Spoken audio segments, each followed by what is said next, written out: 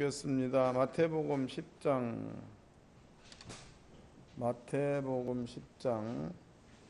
34절로부터 42절까지.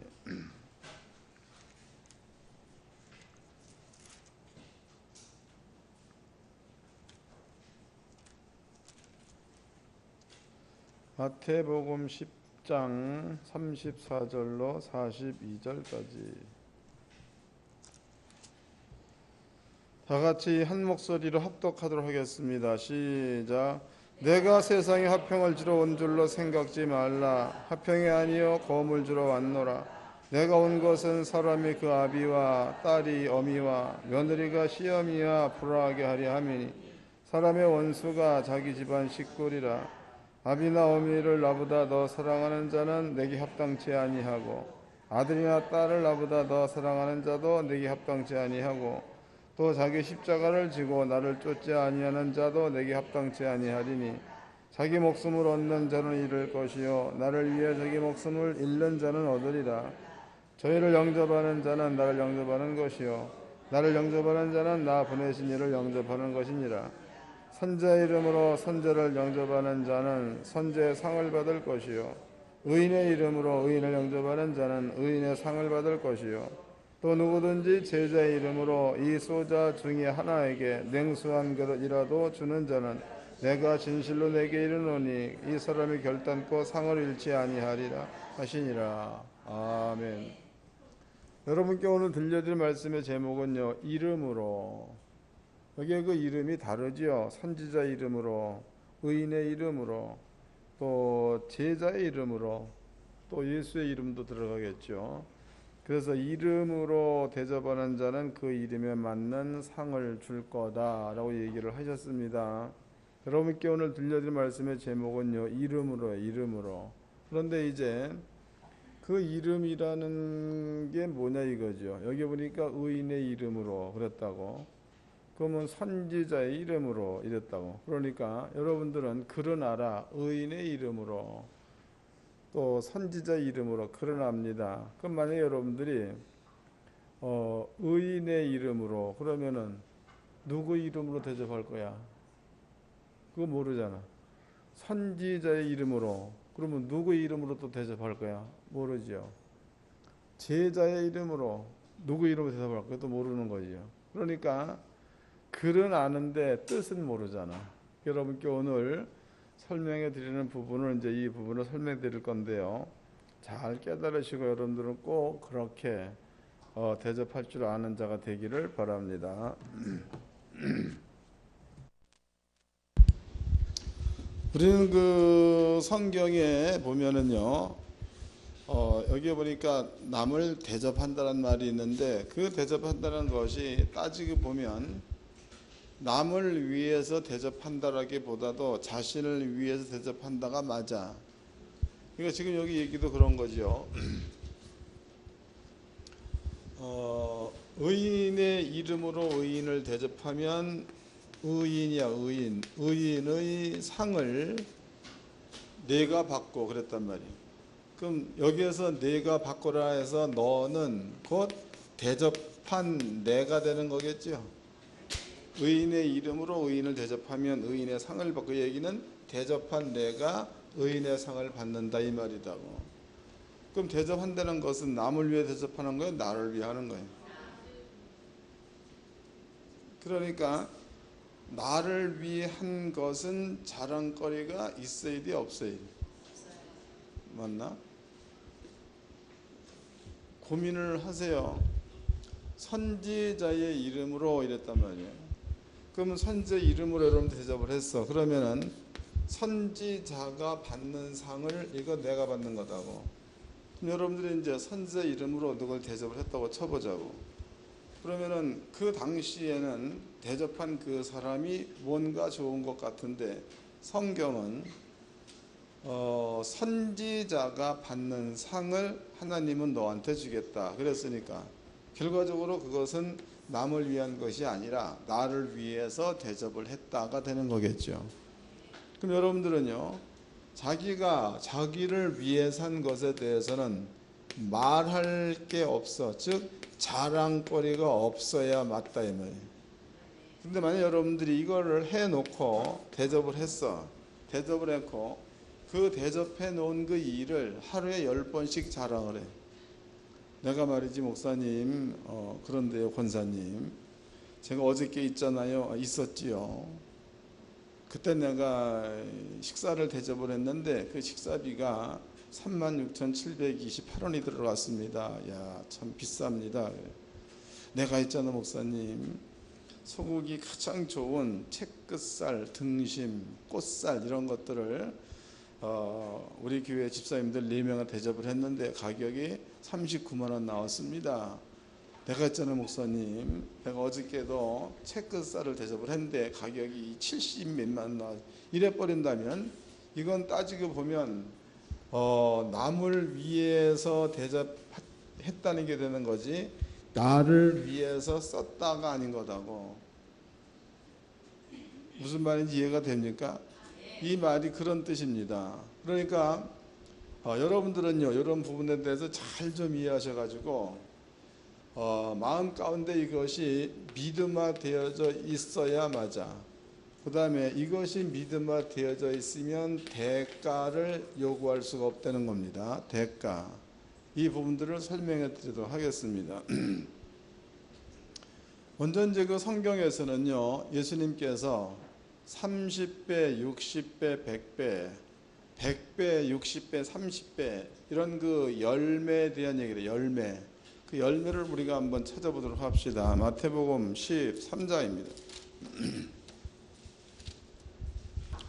마태복음 13장 22절서부터 읽겠습니다.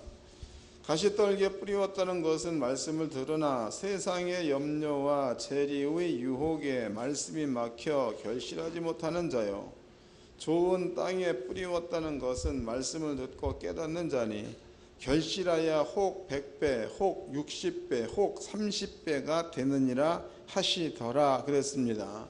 예수님께서 말씀하시기를 말씀을 듣고 깨닫는 자 이런 말을 썼죠. 말씀을 듣고 그 다음에 깨닫는 자 그랬다고. 깨닫는 자. 근데 여기서 중요한 것은 이 말씀을 듣고 깨달았다가 뭐냐 이거죠. 말씀을 듣고 깨달았다. 저는 그 깨닫는다라는 것에 대한 의미를 간단히 얘기하면 말씀을 들을 때 그 말이 믿어진 것이라고 본다고. 깨달았다 그 말은 말씀을 듣고 그 말씀이 마음 가운데 믿어진다.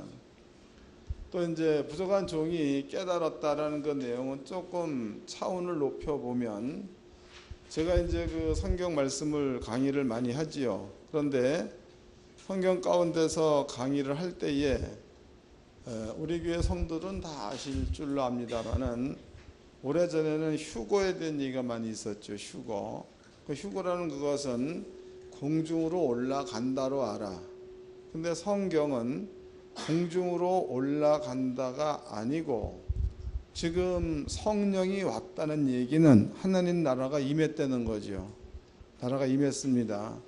그럼 예수님께서는 조금 있다가 요한복음 14장 얘기입니다. 세상은 나를 볼 수 없지만 너희는 나를 볼 것이요. 또 조금 있다가 세상은 성령을 알지도 못할 거지만 너희는 성령을 받을 것이요 이랬다고. 그러면 조금 있다는 그 얘기는 예수가 십자가에 죽고 난 다음에를 얘기하는 겁니다. 그러면 이제 세상 가운데에 너희 그러면 예수를 믿는 자야. 믿는 자도 세상 가운데 있고 또 안 믿는 자지요. 안 믿는 자도 세상 가운데 있는 겁니다. 그런데 안 믿는 자는 예수를 못 본다.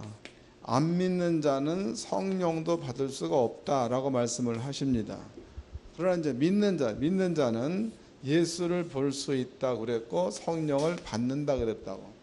그러면 이 세상 가운데에 믿는 자나 안 믿는 자나 같이 사는 데에 예수님은 같이 섞여 살고 있지만 세상과 믿는 자들을 나누었다 이런 뜻이다고. 나누었다. 이것을 마태복음 12장입니다. 마태복음 12장에서는 성령에 의해서 귀신이 떠나는 것을 보게 되면 하나님의 나라가 너희한테 임하였느니라 그랬다고. 그럼 여러분들은 예수를 믿는 믿음을 가지면 하나님 나라가 임했으니까 그 나라 안에 사는 자가 되었다, 그런 뜻이죠. 이해됐죠? 그 다음에 이제 휴거야. 휴거라는 것이 성경을 잘 모르는 사람들은 휴거를 얘기할 적에 공중으로 들려 올라간다 이래 얘기를 해요. 그런데 휴거는 그게 아니고 마지막 때가 되어지면 여러분들의 눈이 엘리사의 사환의 눈이 열려서 불말과 불병거를 보았던 것처럼 마지막 때가 되어지면 믿는 자들의 눈이 열려가지고 내가 있는 자리가 하나님 나라 하나님의 보좌 앞에 있다는 것을 실제로 보게 된다는 거지요. 휴거가 뭔지 아셨습니까? 이런 것도 휴거다고 해. 그런데 이제 이러한 그 얘기 말고도 저한테는 많은 이야기들이 있죠. 성경에 나온 이야기다고. 이런 것들을 제가 그냥 읽을 적에 성경 속에 있는 것을 알았다 그거보다도 하나님께서 나한테 깨닫게 해주어서 알았다라고 표현한다고. 깨닫는 게 두 가지. 이해됐어요? 하나는 저 같은 경우에는 성경 말씀 읽을 적에 그렇게 아무도 모르는 내용들을 깨닫게 해주는 거.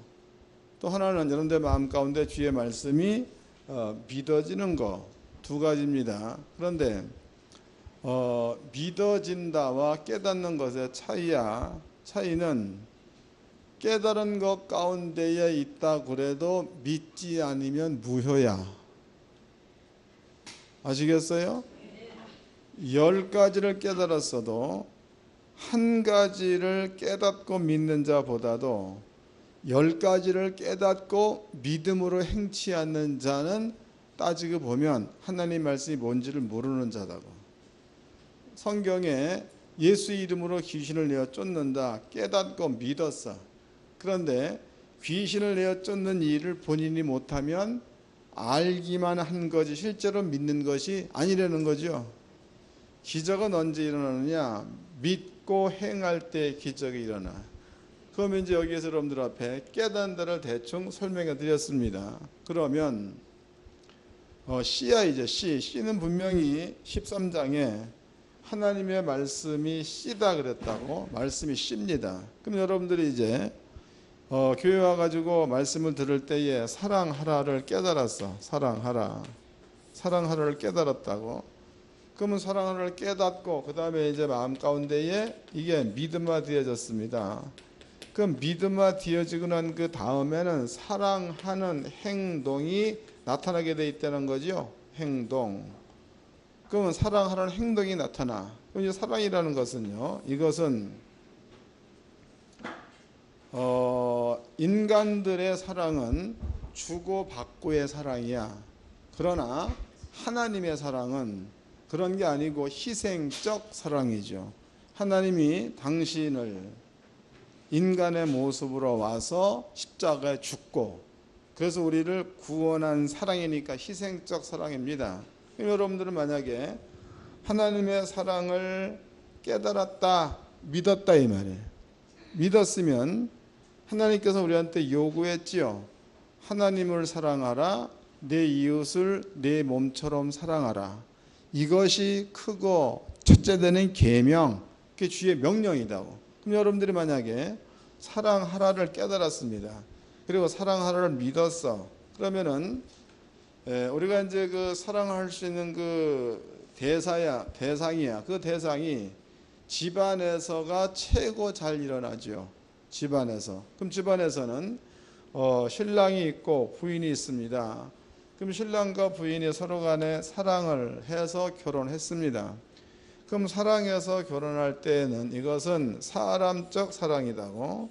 그런데 이제 하나님 말씀을 깨닫고 나서의 사랑을 보았더니 사람적 사랑보다도 신적인 사랑을 하는 것을 아버지는 원한다. 이걸 깨달았습니다. 그러면 이제 신랑이나 마누라가 사랑할 때에 그 사람의 어떠한 잘못된 것, 그 사람의 어떤 그 모자란 그런 부분, 이런 부분들을 여러분들의 마음 가운데 전부 다 가지고 있으면 주께서 요구하는 사랑이 되겠어 안 되겠어?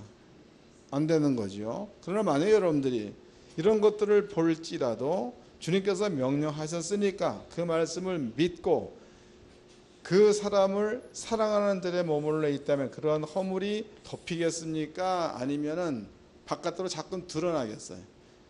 성경에서의 사랑은 이것을 요구한다면 여러분들은 그 사랑한 말씀을 믿고 순종해서 그 말씀을 적용시키는 사랑을 할 줄 아는 자, 이 자가 말씀을 깨닫고 믿는 자인 줄로 깨달으시기를 바랍니다.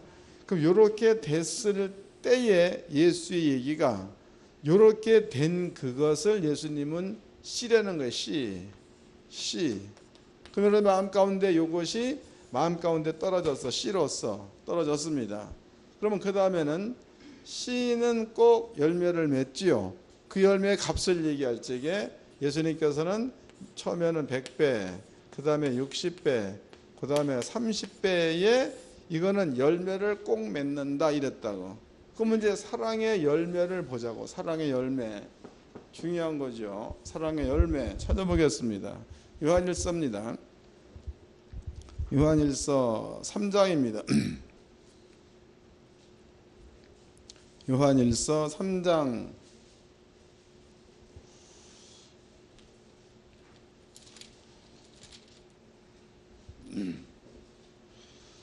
4장이네. 4장 17절서부터 읽겠습니다. 요한일서 4장 17절. 이로써 사랑이 우리에게 온전히 이룬 것은 우리로 심판날에 담대함을 가지게 하려 함이니 주의 어떠하신과 같이 우리도 세상에서 그러하니라. 사랑 안에 두려움이 없고 온전한 사랑이 두려움을 내어 쫓나니 두려움에는 형벌이 있음이라 이랬다고. 그럼 여기에 사랑 안에 여기에는 두려움이 없다 그랬죠. 두려움. 그 다음에 이제 두려움에는 여기 보니까 형벌이 있다 이랬단 말이에요. 형벌. 그럼 이제 우리가 형벌이라는 종류야. 형벌이라는 그 종류는 근본으로 본다면 창세기 3장에서 형벌의 근원이 되겠죠. 그럼 그 다음에 찾아온 그것이 죽음이죠. 선악과를 먹지 말라. 네가 죽는다. 이 형벌이다고. 그 죽음 가운데는 여러 가지가 있습니다. 가난도 죽음 가운데 하나, 형벌 가운데 하나. 질병도 죽음 가운데 하나, 형벌 가운데 하나. 또 뭐 여러 가지가 많이 있습니다. 그런데 사도 요한이 얘기할 적에 사랑 안에 두려움이 없고 온전한 사랑이 두려움을 내어 쫓는다. 두려움에는 형벌이 있다 이랬으니까 여러분들 집 안에서 부부지간에 하나님적 사랑을 잘하면 뭘 내쫓는 거야? 형벌을 내어 쫓는 거죠.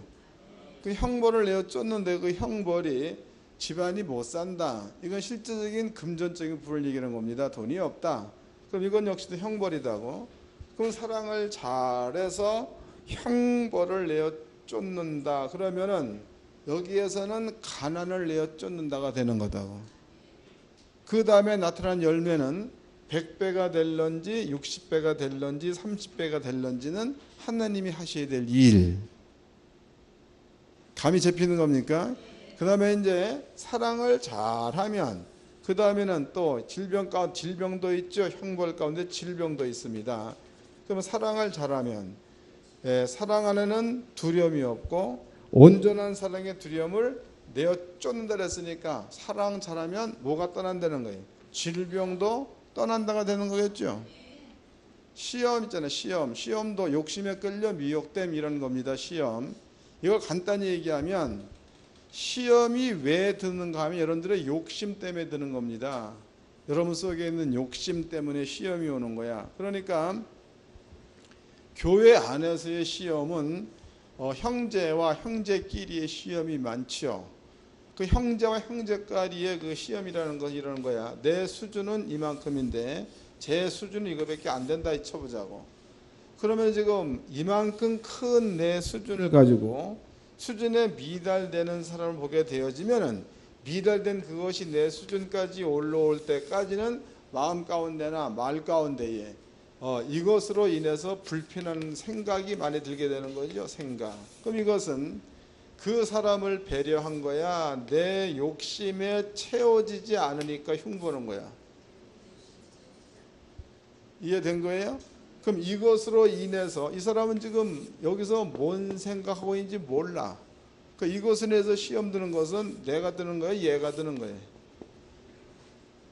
그러니까 성경에 보니까 사랑 안에 두려움이 없고 온전한 사랑이 두려움을 내쫓는다 해서 형벌 가운데는 이렇게 질병도 있고 가난도 있고 또 형벌 가운데는 시험도 있는 거죠. 그러면 사랑을 잘하면 여러분들의 집안에 있어야 될 시험도 이렇게 내어쫓을 수가 있다가 되는 거겠죠. 이게 성경이다. 그러면 이제 여기에서 열매라는 것은 이렇게 사랑을 잘 했을 때에 떠나는 것으로 열매가 되어 나타나는 건데, 여기서 예수님께서는 어떤 이는 100배, 어떤 이는 60배, 어떤 이는 30배의 결실을 한다 이랬단 말이에요. 그럼 여러분들이 이제 아까 마태복음 13장에서 의인의 이름으로 혹은 선지자의 이름으로 혹은 제자의 이름으로 한 말을 썼다고. 여기에서 의인은 누구며 선자는 누구며 제자는 누구냐 이거죠. 성경에 보니까 예수를 믿는 믿음을 가진 자는 전부가 다 의인이래. 의인. 여러분들이 예수를 믿는 믿음을 가지고 있으면 믿기 전에는 죄인이었는데 예수를 믿고 난 다음에는 예수님께서 우리 죄를 가져갔으므로 의인 됐다는 거죠. 그 의인의 이름으로 의인을 대접하면 이 말 가운데는 여러분 속에 이러한 믿음을 가지고 있는 자들은 의인이 마땅히 해야 될 일 아니야. 이게 안 믿는 자는 할 필요성이 없는 거죠.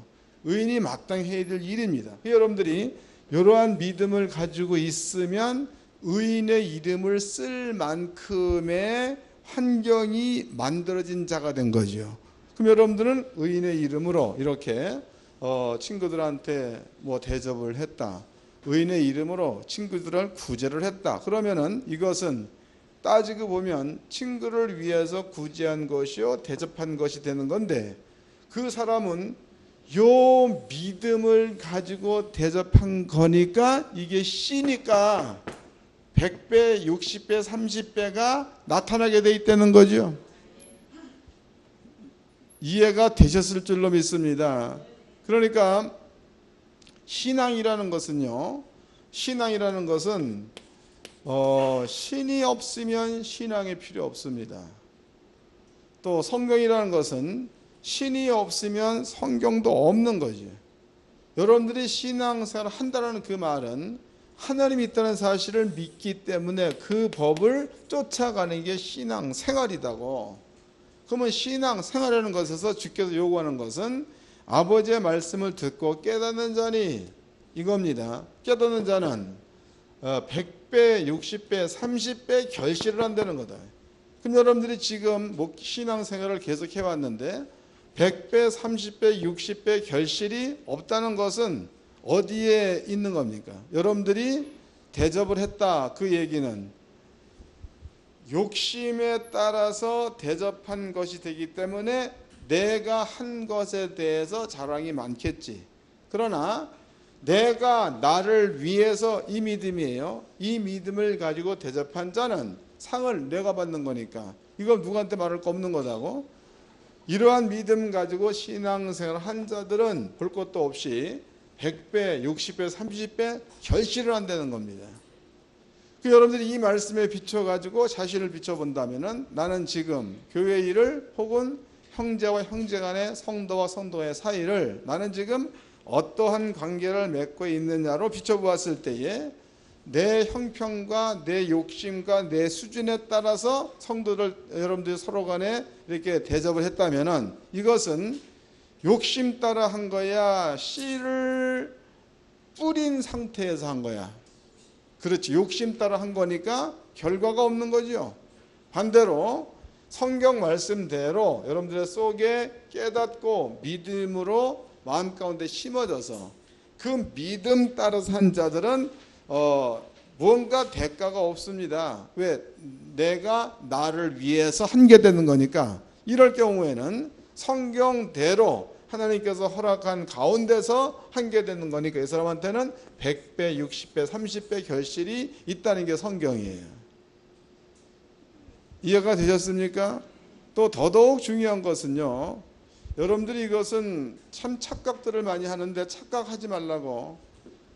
그리스도인들은 절대로 이 부분을 착각하면 곤란합니다. 왜냐하면 수학이라는 것은 사람 사이에서, 그러니까 구구단 5 곱하기 5, 그 다음에 6 곱하기 7, 그러면은 5, 5는 25, 6, 7이 42, 이런 내용들은요, 이렇게 하기로 정해 놓은 거야. 그러니까 이 법칙은 시간이 있는 세상에서나 적용되는 법칙이다고. 이 법칙은. 그런데 예수를 믿는 여러분들은 주라. 그러면 나한테 이제 사과가 이게 두 개가 있어. 두 개가. 한 개, 두 개가 있다 쳐보자고. 주라. 그러면은 줘버리면은 사회적인 세상적인 수학으로 본다면 2 빼기 2는 0이 답안이야. 맞아? 2 빼기 2는 0이 답입니다. 그런데 성경적인 구구단은 2 빼기 2는 흔들어 넘치도록 하야. 이게 답이야. 여러분들의 머릿속에 논리가 세상적인 지식의 논리가 세워져 있기 때문에 이 계통은 빨리 믿고 빨리 알아. 훈련되어 있으니까. 그러나 2 빼기 2는 수천 개다. 이건 안 믿어지잖아요. 여러분들이 교회 일을 할 때도 마찬가지예요. 마찬가지로 여러분들이 사는 세상에서 세워진 논리적인 문제야. 그 문제로 교회 일을 본다거나 친구를 본다거나 성도를 본다거나 이러한 그 세상에서 형성된 논리를 가지고 무엇이든지 판단하고 그쪽으로만 한다면 여기에는 믿음이 들어갈 틈이 없는 거다고. 그러나 하나님 말씀대로 2 빼기 2는 흔들어 넘치더라고요. 안겨주리라로 살아버리면 믿음이 들어갈 틈이 많은 거지. 어려워요? 어려운 사람 손 들어봐. 다 설명할 테니까. 신앙생활이라는 것은 세상적 논리 가운데 있다면 신앙생활이 아닙니다. 하나님의 논리 가운데 있으면 신앙생활이 맞아. 그러니까 성경에서는요, 의인의 이름으로, 그 얘기는 여러분들은 의인된 자들이죠. 그 다음에 제자의 이름으로, 그럼 제자는 누가 제자인가 봅시다. 사도행전 2장입니다.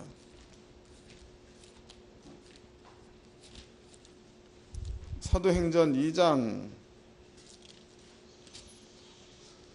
38절서부터 읽겠습니다. 베드로가 가로되 너희가 회개하여 각각 예수 그리스도의 이름으로 세례를 받고 죄 사함을 얻으라. 그리하면 성령을 선물로 받으리니 이 약속은 너희와 너희 자녀와 모든 먼데 사람 곧 주 우리 하나님이 얼마든지 부르시는 자들에게 하신 것이라 하고 여러 말로 확증하며 권하여 가로되 너희가 이 패역한 세대에서 구원을 받으라 하니 이 말을 받는 사람들은 세례를 받으며 그날의 제자의 수가 3,000이나 더하더라 이랬다고. 그럼 예수님께서 뽑아놓은 제자죠. 12명이야. 이때 쓴 말이 제자야. 12명을 뽑으사 제자로 삼으시고 여기에서 지금 3,000명을 그 구원받게 한 다음에 여기에다가도 제자란 말을 썼다 이 말이에요. 글자가 다른 글자요? 같은 글자요? 같은 글자죠. 그 12명이 예수님의 제자라면 예수를 믿는 3,000명도 예수의 제자다 이런 뜻이죠.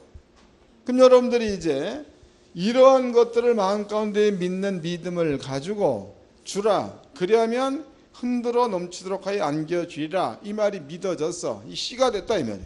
그래서 여러분들은 주는 일을 했으면 그 자체는 여러분들이 제자니까 제자의 이름으로 주는 일을 한 자는 제자의 상을 받으리라가 맞는 거죠. 이 원리를 잘 깨달으셔야 합니다. 그러니까 우리는 잘못하면 내 어떤 한계 속에서 거기에서 논리적으로 세워진 것 가지고 남을 대접한다 그러면 이것은 이미 씨가 된 것은 아니다고. 그러나 주라 그리하면 흔들어 넘치도록 안겨주리라는 이것은 안겨주리라는 그것은 내가 받는 거야. 요 믿음을 가지고 주는 일을 하면 자랑할 것도 없거니와 그 다음에 안겨주리라는 내가 받는 거다고. 그래서 주께서 말씀하실 적에 의인의 이름으로 의인을 대접하는 자는 의인의 상을 받을 것이요 같은 말이죠. 제자의 이름으로 제자를 대접하는 자는 제자 상을 받을 것이요 같은 말입니다. 그 다음에 또 소자 중에 하나에게 냉수 한 그릇이라도 대접하는 자는 결단코 그 상을 잃지 아니하리라. 역시도 같은 말이다고. 그러니까 성도님들이 신앙생활의 원리를 잘 모르니까 여러분 속에 있는 지식으로만 가지고 신앙생활을 하려니까 안 열리는 거야. 설명됐어요? 아버지가 열기 시작하면 얼마가 어떻게 열리는지는 하나님의 계산법이니까 아버지가 아는 거다고. 또 질병 같은 것도 마찬가지입니다. 얼마 전에 제가 어떤 분의 그 소식을 들었는데 이런 얘기를 해. 목사님 왜요? 그냥 많이 아프던 부분들이 어느 날 갑자기 안 아파요 이래. 그러면은 병원 의학적 논리로 본다면 오래된 질병 같은 경우에는 점차적 없어져야 맞아. 갑자기 없어지지 않는다고. 그런데 예수님께서는 병을 내쫓으시고는 갑자기 떠난 거야. 또 간질병도 예수 이름으로 간질병 떠난 예수님께서 간질병 귀신 내어 간질 금방 떠나버렸죠. 그러니까 갑자기 딱 일어났다는 얘기는 성경에는 있는 얘기인데 의학에서는 맞지 않는 얘기야. 그런데 성도들 가운데는 갑자기 괜찮아졌어. 그 얘기는 뭐예요? 뭔가가 여러분들한테 구원이 일어났다가 되는 거겠죠. 이런 일들이 성들의 삶 가운데는 늘 있어져야 이게 맞다고. 그런데 이런 일들이 나타나지 않는 까닭이 어디 있느냐? 논리를 믿는 거지 신의 법도를 안 믿어. 그게 논리를 믿어버리면 이거 못 믿을 사람 누가, 이거 이해 못할 사람 누가 있습니까? 5 곱하기 5는 25, 이거 모르는 사람 누가 있어? 6 곱하기 7은 40, 이거 누가 모르면 다 알지.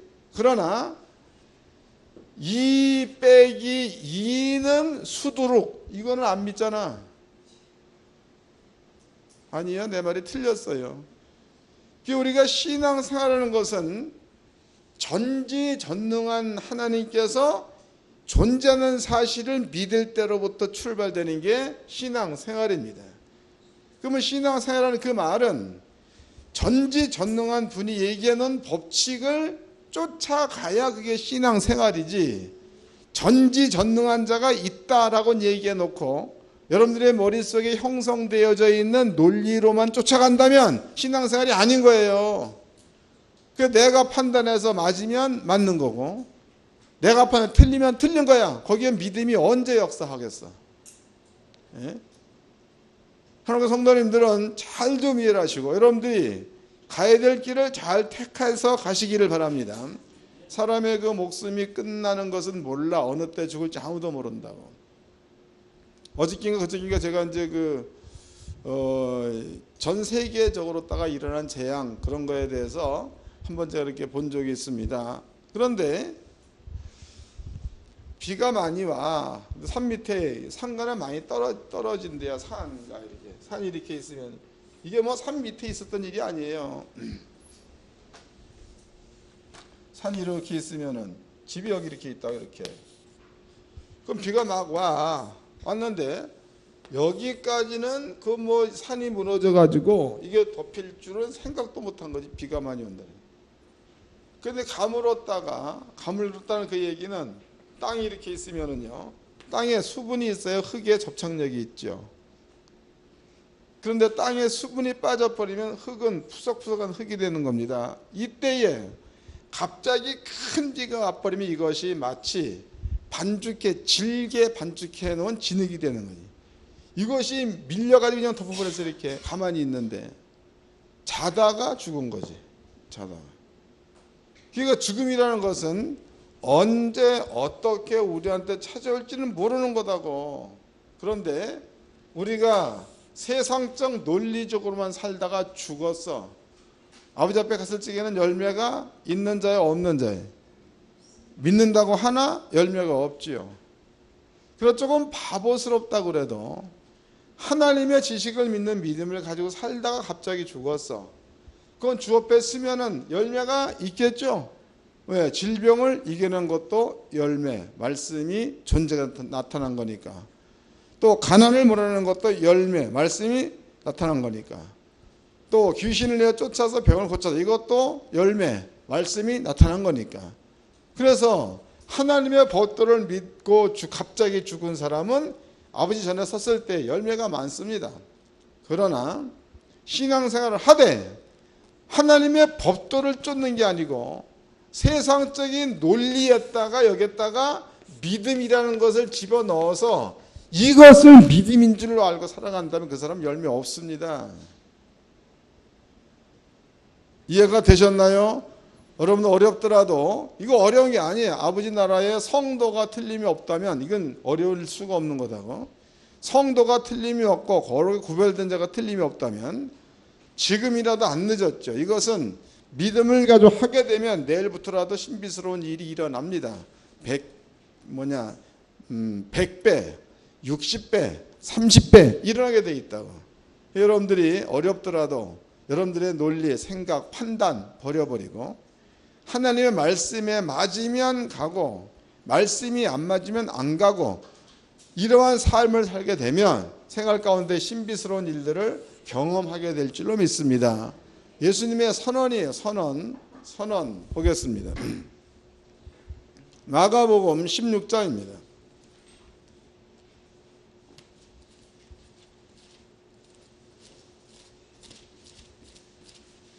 마가복음 16장 14절서부터 읽겠습니다. 14절. 그 후에 11 제자가 음식 먹을 때에 예수께서 저희에게 나타나서 저희의 믿음 없는 것과 마음이 완악한 것을 꾸짖으시니 해서 예수님의 제자들이 믿음이 없다면 안 되잖아. 근데 예수님께서는 믿음이 없다는 겁니다. 그 다음에 믿음 없는 제들 향하여 너네들이 왜 이렇게 완악하냐 이래 꾸짖었다고. 다시 읽어드리겠습니다. 그 후에 11 제자가 음식을 먹을 때에 예수께서 저희에게 나타나서 저희의 믿음 없는 것과 마음이 완악한 것을 꾸짖으시니 이는 자기의 살아난 것을 본 자들의 말을 믿지 아니함이로라 해서, 그럼 예수님께서는 죽을 때에 내가 죽을 거다 얘기 분명히 했지요. 또 예수님이 죽기 전에 내가 살아날 거다 얘기를 분명히 했어. 그러면 누가 부활한 예수를 보았다라고 얘기했으면 죽기 전에 한 말을 제자들의 마음 가운데 믿었더라면 그네들의 말을 믿었을 거네. 근데 그 속에 믿음이 없으니까 야 웃기는 소리 하지 말라, 뭐 죽은 자 살아나냐 이랬을 거다고. 이런 것을 보고 예수 얘기가 믿음 없는 것과 그 다음에 믿음이 없는 사람은 완악한 거다고. 여러분들이 온순하다, 믿음이 없으면 뭐하다는 뜻이야. 완악하다 그 말 아니에요. 그 다음에 또 읽겠습니다. 16절 15절. 또 가라사대 너희는 온 천하에 다니며 만민에게 복음을 전파하라. 믿고 세례를 받는 사람은 구원을 얻을 것이요 믿지 않는 사람은 정죄를 받으리라. 믿는 자들에게는 이런 표적이 따르리니 곧 저희가 내 이름으로 귀신을 쫓아내며 새 방언을 말하며 뱀을 집으며 무슨 독을 마실지라도 해를 받지 아니하며 병든 사람에게 손을 얹은 즉 나으리라 하시더라 해서 믿는 자들에게는 이런 표적이 따른다가 예수님께서 믿는 자들이라 했으니까 모든 자한테 한 말이다고. 어떤 특정인데 쓰고 있는 말이 아닙니다. 그 모든 자들은 이런 표적이 따른 일이었단 말이죠. 그러면 그 말이나 지금 여기에 주라 그리하면 흔들어 넘치도록 안겨주라는 그 말이나 같은 뜻이죠. 그 여러분들이 말씀에 순종하면 표적이 따르게 돼 있다는 게 성경이다고. 표적이 늘 따라 어쩌다 한 번이 아니고 늘 따라 이게 맞는 거다.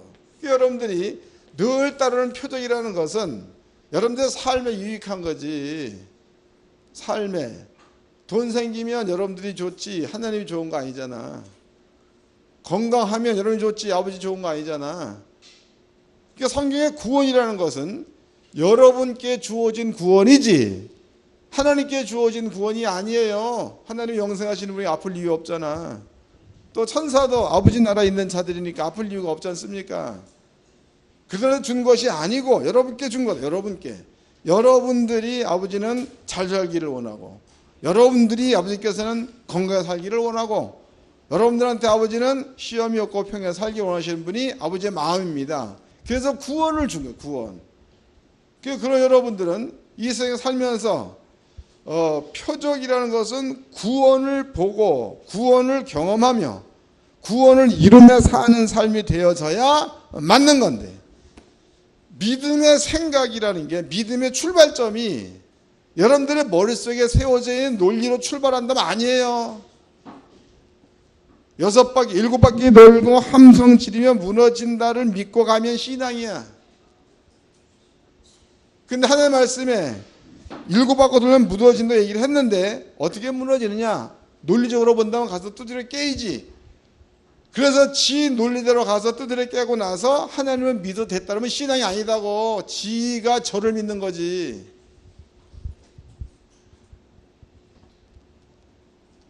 이해가 되셨죠? 분명히 오병이의 기적은 오늘도 있는 거다고. 또 분명히 여리고성 부르는 것은 지금도 있는 겁니다. 하늘의 성도님들은 이 말씀을 잘 좀 생각하세요. 머리 달려 있으니까.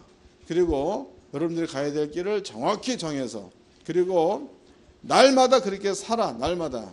그러면 매주마다 안 돼서 원통하는 자체가 믿음이 있다는 거다고. 돼서 기쁘면 그 기쁨 자체가 믿음 있는 거죠.